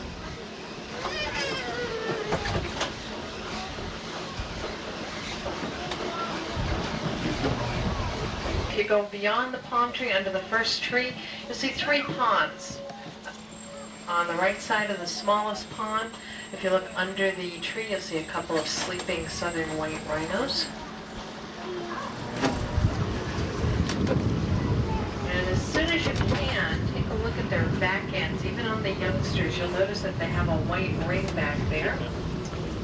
Kind of a strange place for an animal to have a bullseye. What that really is a follow me or imprinting pattern. When their babies are born, they imprint immediately on that mark and they know who to follow for the rest of their lives. A lot of our animals have follow me or imprinting patterns, none quite as dramatic as the bullseye of the Ellipsin waterbug. And on the left side, we're looking at the Przewalski's wild horses, and they represent another success story for us here at the park. We've had over 70 born. We in the zoo belong to the Species Survival Plan. It's an organization that has 3 goals. The first is to captively breed, which we've done. In fact, the youngest 2 out there, one was born in May, the other was born in April of this past spring. Second goal is to secure their homeland, in this case parts of the Gobi Desert. The Gobi is in China, parts of it have been secured. Third step would be to ship some of these horses over to the area. We are at step 3 in the very near future. Some of these horses will make their way over to the Gobi Desert where they will be released. It's a very gradual process. And once they are released, they are not abandoned. Some local organization watches over them and reports back to us as to how they're doing. Now, as we look at these Przewalskis, notice the mane, the hair on their neck stands straight up. And if they take their heads out of the food, you can see that they have no forelock, the hair on their forehead. That's a major difference between the domestic horse and the wild horse. Now, if you were to try and ride one of these Przewalskis, what they would do is roll over on their backs onto you. It's one of the reasons they've never become There's a domesticated. stranger species. Oh, that's Dick. Across the water, you'll see 3 palm trees. If you look to the left of the palm trees, standing in the center of the enclosure, that tall bird, white chest, orange bill, that's a sallow-billed stork. And behind her are the yellow-billed storks, also part of our collection. Most of the other birds in the area are egrets of one kind or another. Very beautiful, but they're not part of our collection, part of the reloading group. And coming up on the left side, we're looking into the black or hook-lipped rhinoceros enclosure. 1 lying down between the fence line and the boulders, the other 3 between the water hole and the boulders. Now, the reason they're in their own enclosure is because they prefer to be solitary and they are somewhat unpredictable. In 1970, there were 65,000 of them roaming the earth.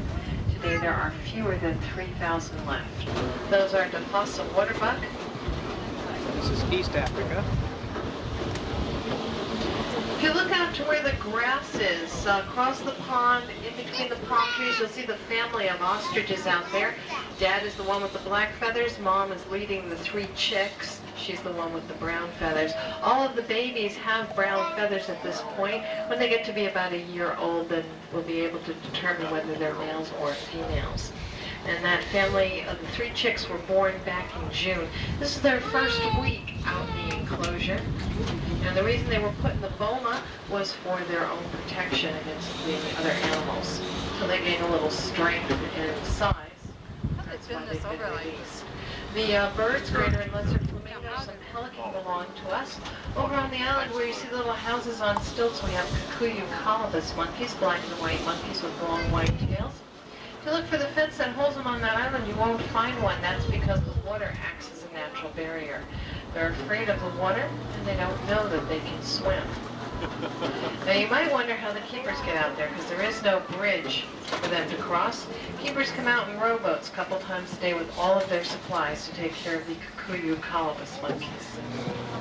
Now, coming up on the left side, if the bonobos are out, the keepers have requested that we please observe them quietly to avoid waving, whistling, and clapping, or pygmy chimpanzees. They're a lot of fun to watch. In fact, at one time, we were interacting with them, waving, whistling, and clapping. What we discovered is that the adults got very excited. From excitement, they went to aggression, and then they took it out on their offspring. So that's why we're asked to be real quiet while we watch them. They're very endangered. The reason for that is because they're from Zaire, the central part of Africa. Their habitat is being destroyed due to logging and agriculture. Called bonobos, bonobos, or pygmy chimpanzees. We're hand-raising a little female in the Animal Care Center in Nairobi Village if you'd like to see one up closer. You can look at her through a plate glass window. She was born here at the park. Her mom rejected her at birth, so the keepers are hand-raising her. On the right side, over by the boma, on the right side of the boma, that's a Baringo giraffe. They are the tallest of the land mammals. 15 to 18 feet tall when they reach their height.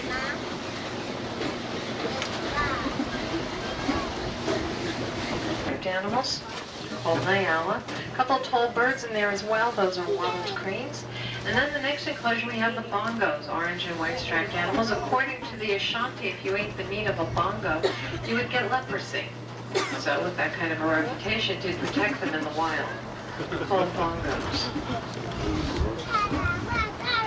And then the next enclosure, when you see the okapi, you're going to think they were put together with spare animal parts.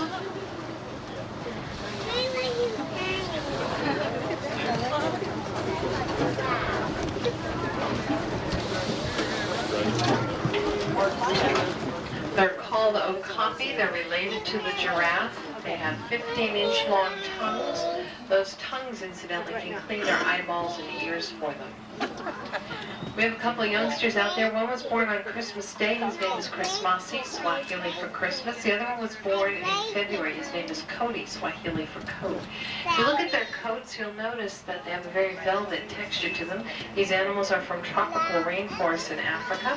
Those coats help repel the rain to keep them dry. Notice the tall poles with perches scattered on the hillside. That's to attract the local raptors, the owls, hawks, and eagles, to come down and keep the local rooks under control. There's 3,000 animals here. And how much did it cost to feed them? This is not an enclosure on the left side. Oh, those are the wilder animals. There was how much did they say to how much was it they said to feed them? 68,000. Tall poles in front of us holding up the netting on the left side. This is the aviary that you walked through when you came into the park today. This is where we keep our birds that are free flight. They are not pinioned. We do have several aviaries on the ground. You might want to check them out before leaving today. We're coming back into the village, so everything you see from this point on you can get back to on foot. Down below on the left side, Chilean flamingos. Sitting out on the deadwood, a variety of macaws, green-winged, military, and scarlet macaws. You might want to check the inside of your maps for show times. We have bird shows and rare and wild America shows going on throughout the day. And the elephant feeding will be at noon. I can give you directions as to how to get there when we dock at the station. 68,000 a month. 68,000. On the right side, the Western Lowland Gorilla exhibit. Winston and his family are out today. Alberta has Mansfield, who was born here in February of this past winter. Right side and up the hill, that's the entrance to. Now, those of you that have strollers back at. We are now approaching the butterfly encounter. Wow, look at that guy with the circle on his Yeah, that's an interesting looking one. Probably do better once we get inside.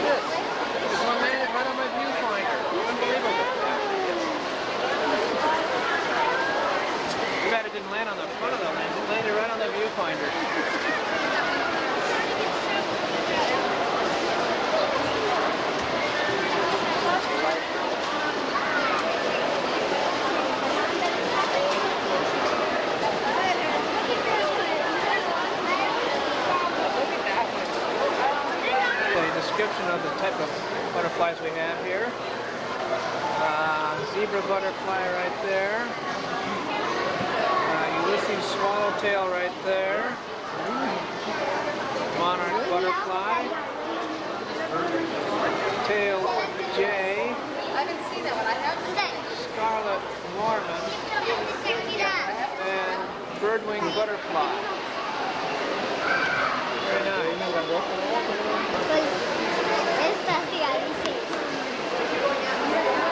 What kind is that, Charlie? There's a hummingbird.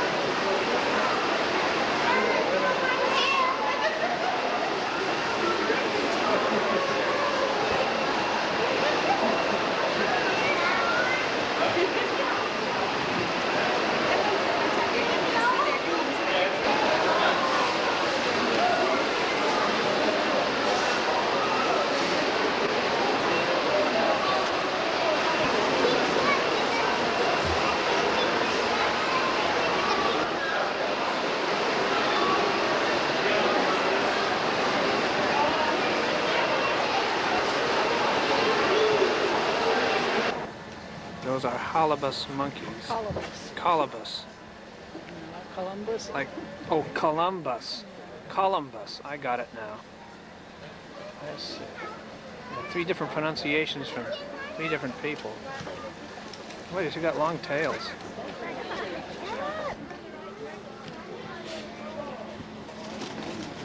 A red-billed hornbill.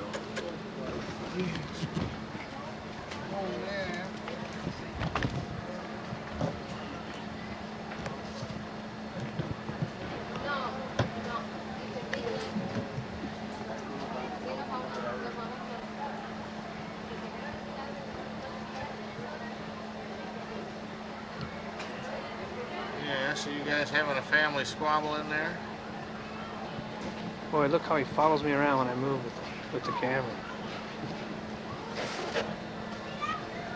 Now look how these birds are right out in the open.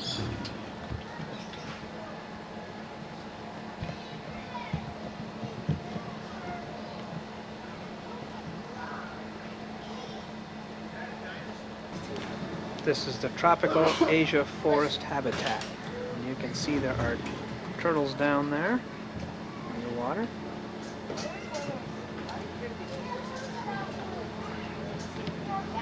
And then there are birds over there.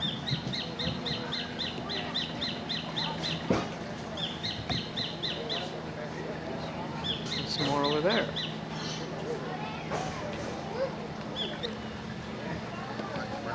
Very interesting.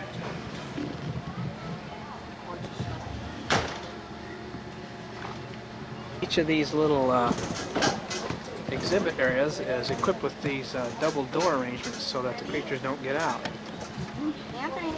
Speaking of sand, it says, how tall is it? About 18 feet tall. It is a sand structure, all carved out of sand. Oh, that's right there. Watch the monkey. Stand down right there. And this one dinosaur, that one up there. Very interesting.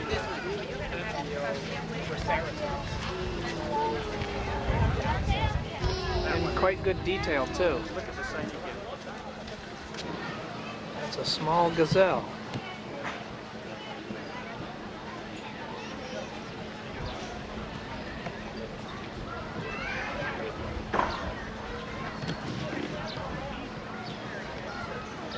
Some little baby ones over there.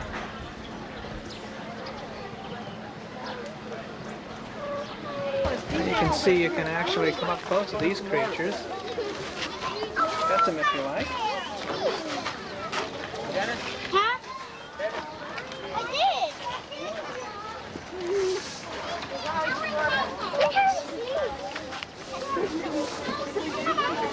There's a little one. Thanks, Mama. There's another dog. It's big. Big dog. Oh, interesting looking.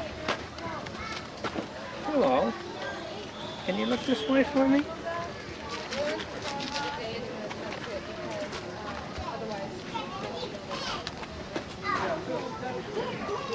Striped one, I mean a spotted one over there.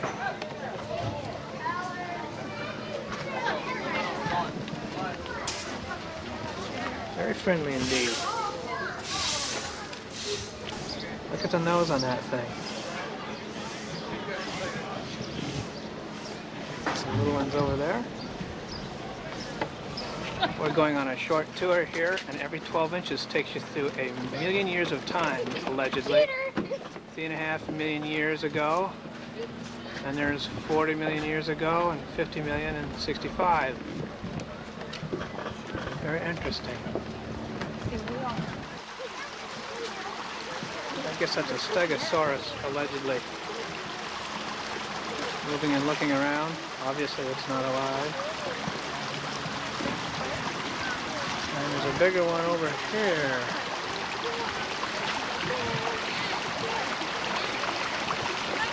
I got it.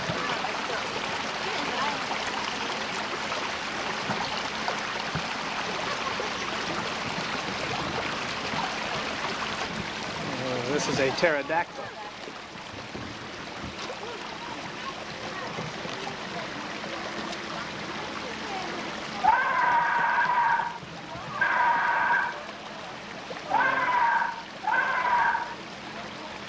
allegedly how big it would be compared to the surrounding trees.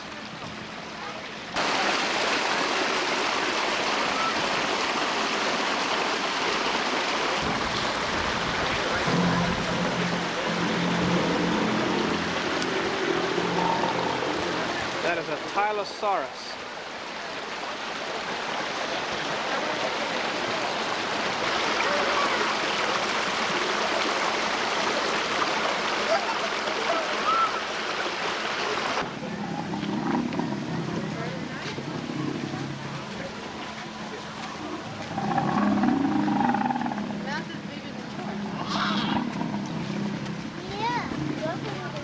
That's a Kronosaurus.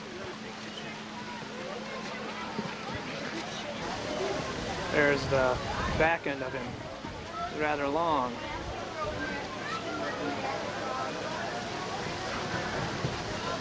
This is a robotic Stegosaurus. This is, of course, what they're all robotic, and they're controlled by those two little joysticks right over there.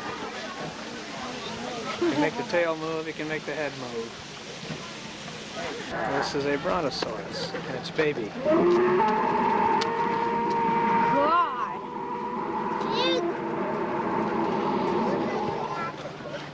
They are, of course, were one of the largest dinosaurs, the side view of them.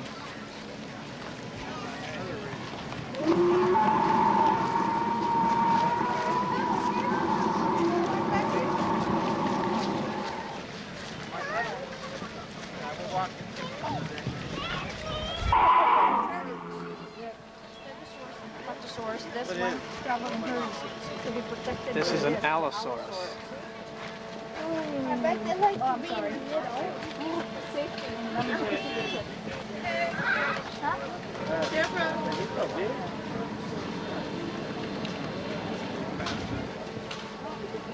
There's the adult head of a Tyrannosaurus.